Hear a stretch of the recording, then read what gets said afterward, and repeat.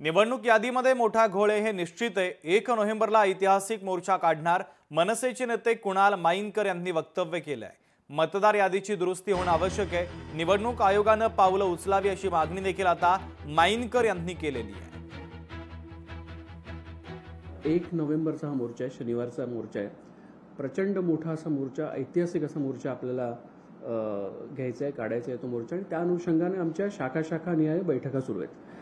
कालच आमची उत्तर मुंबईची संपूर्ण जवळजवळ 6 विधानसभा तिकडे येतात, त्या सर्व शाखाध्यक्षांबरोबर बैठका तिकडे झालेल्या आहेत। आजही काही बैठका सुरू आहेत। उद्या पश्चिम उपनगरातल्या जवळजवळ 9 विधानसभेच्या बैठका शेड्यूल केलेल्या आहेत। अशा पद्धतीने संपूर्ण मुंबईभर बैठका ह्या होतील आणि एकच उद्देश आहे की तो मोर्चा मोठा निघावा आणि ह्या मोर्चाचं ज्या मागून आपल्याला जे साध्य करायचे, ज्या गोष्टी सांगायच्या ते जनतेला असतील, निवडणूक आयोगाला असतील, त्या गोष्टी पोहोचल्या पाहिजेत। यासाठी म्हणून ती गर्दी झाली पाहिजे, मोठा मोर्चा झाला पाहिजे, लोकांचा सहभाग जास्त महत्त्वाचा आहे।